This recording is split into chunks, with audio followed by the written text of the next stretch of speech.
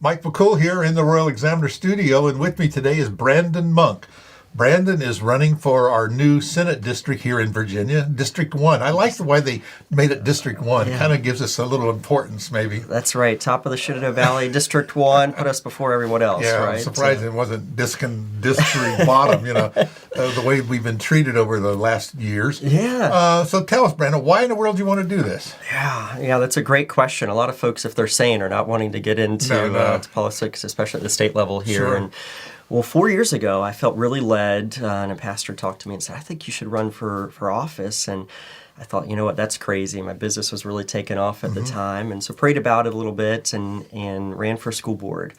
And over the past 4 years, of course, I was talking about education, and no one was really interested in that conversation and some of the things going on there. And we've seen that we've got some challenges in public education, especially with COVID and students not being allowed to Kind of opened our eyes, didn't it? Yeah. And so, I remember sitting in a school board meeting and thinking, this is why, the Lord had led me to be here. And I feel that same calling in the Senate. Can't really explain it in that same way, but I think we've got a lot of challenges that we're facing as a state, but we've also got some great opportunities if we get some rock solid leadership in there and proven experience that's from our area. So I want to represent that new generation of leaders, represent our community. I'm born and raised in the area, and one of the only candidates that's born and raised that has experience and knows how to kind of get things done, not compromise my values, but try to bring other people closer to where I stand on issues. And so excited about the opportunity to represent the people of Senate District 1. Yeah, you can't govern unless you come to the middle and have some sort of cooperation. Yeah, what I've learned on the school board is the best, and a mentor shared this with me, the best way to show others that a stick is crooked is to lay a straight one right down beside it. And so I think we've got a lot of that of it's not really Republican and Democrat anymore. It's right versus wrong, good versus evil. And so, showing folks that, hey, there's some opportunities for us to come together. Just come over to our side a little bit and enjoy that path. Come a little closer. Yes. Keep your friend get a little closer. Right. Come on. Yeah. So I was surprised. I've been reading about some of the things that some of your experience. I was surprised to hear about your agricultural background, which really people don't. We're in the cities, Front Royal, big city, but we don't really see the farming world unless you leave the towns or the cities or so. We always stay close to our own little neighborhoods. Yeah. But this is a big farming district, District 1. So Senate District 1 is one of the most agricultural-based districts in the new redrawing there. And many folks don't realize that agriculture and forestry are number one industry in the Commonwealth. Yep. And, they think about, the old farmer, but there's a lot of business that goes into farming now and transportation that's implied by it. And so my background, I'm on the Frederick County Farm Bureau Board, and that's given me a great opportunity over the last few years to advocate for some of our producers and some of the challenges they face. I'm on the Cooperative Extension Board. I grew up in a program called the Future Farmers America, FFA, and so don't let the jacket fool you a little bit. I'm out there vaccinating calves and putting up fence, maybe not during campaign season. But you know how to milk a cow, right? Oh, well. Or at least you know how it gets done. Yeah, well, now they got some automatic milkers. Well, that's what I was going to say. Up and down the valley, we have this big poultry industry. Yeah. But that's high tech. Mm-hmm. Yeah. We're talking here in Front Royal in Warren County. Robert Hupman was going to run for District 1.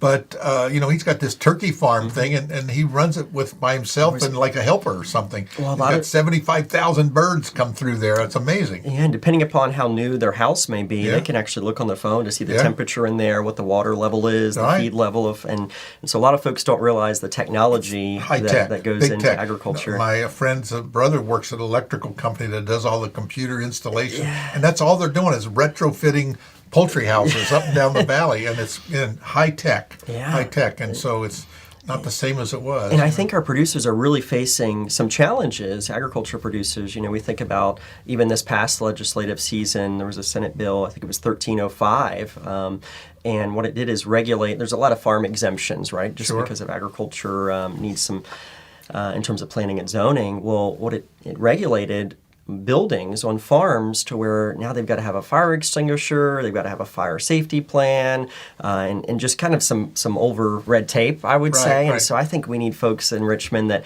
understand not only the agriculture perspective, but that agriculture policy component too, and what that trickle-down effect and impact is on the people.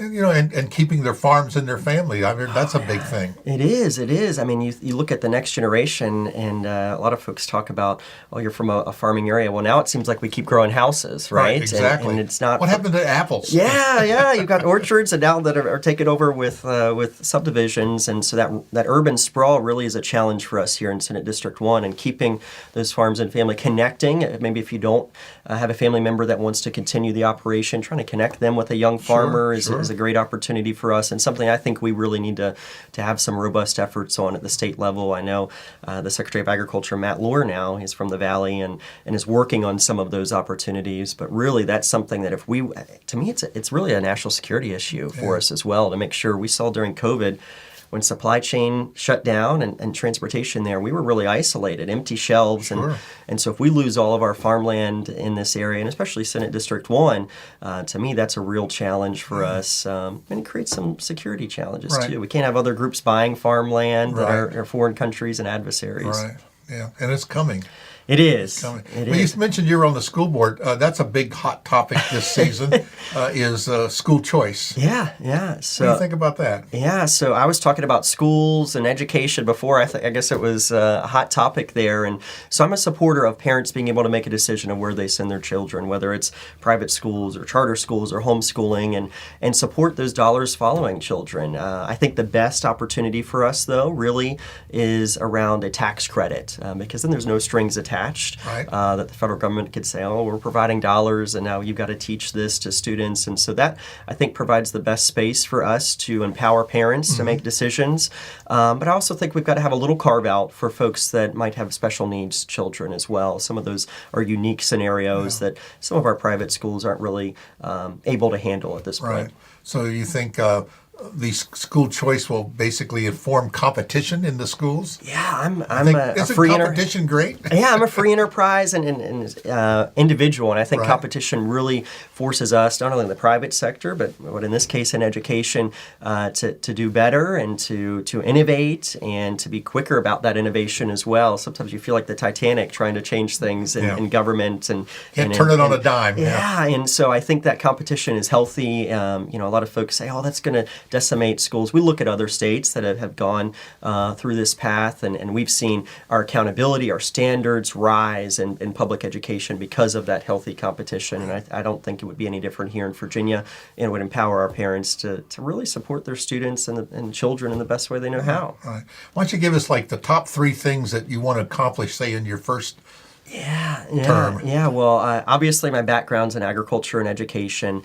So I think when we look at education, raising those accountability standards, empowering parents, there's a lot of state code and state regulation that really ties in school boards to kind of what they can do. And so we need to have someone in Richmond that can understand education from our perspective and really roll back some of those regulations. Look, student discipline is one of those issues that I would be empowering teachers. Back when you and I went to school, there was some accountability there, right? There was consequences for any actions. I think when we look at our Second Amendment, our constitutional rights, we got to repeal red flag laws. We've got to support our constitutional rights there. Voter integrity. I think one of the first things we could do on day one is require a voter ID and get rid of this election season in the Commonwealth. I've heard that so many times. Yeah. And I never thought about it that way. But calling it that, but it's true. It is. We've always had mail-in ballots. We called them absentee ballots. Yeah. So why all of a sudden we want to make it too easy? And if you were, in the military, that was a great opportunity. We've got to keep those options open. But I think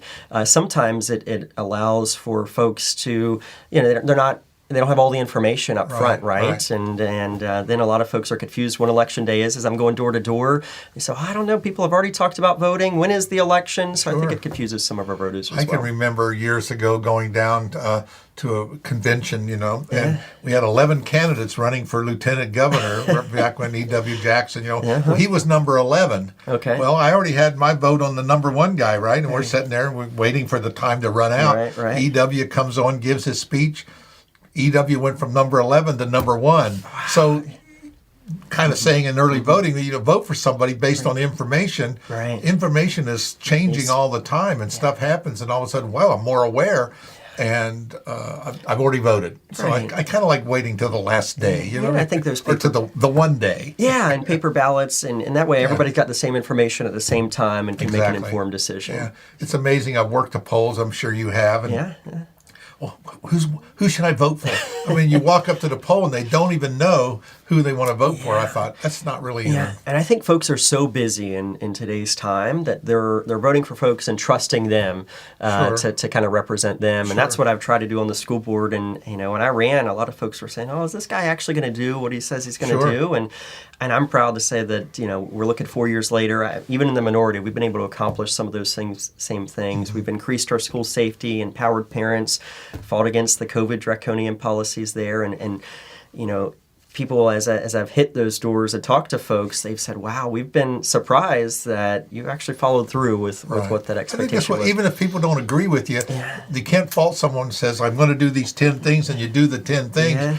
Yeah. Why are you so upset? I told you what I was going to do, and so I think that's what people want. Do what you say, and then I'm kind of I'm going to try to underpromise and overperform type person. That's pretty much the way it is. Yeah. If you're not 15 minutes early, you're late. Right? That's right. Kind of That's the right. same type of thing, Yeah. right? Yeah. So we really appreciate it. Anything else you want to end on? Yeah, I think, when we think about the candidates here for this race, and we've got good folks that are running, but I really believe, and as I've chatted with folks, they want someone who's got new ideas, who can work together with other folks to bring them closer to our side, and really has a proven track record as well, and someone that they can look to and say, okay, they're a fighter for us in Richmond, and someone that we can believe in, and that's going to empower parents, empower us, and kind of limit the size of government. I'm a constitutional conservative that believes that government in us in our lives is really interfering, and I could spend dollars better than the government can. Right. And so that's what they say. I'm from the government. I'm here to help you. Oh, that's the worst words, last thing right? you want to hear.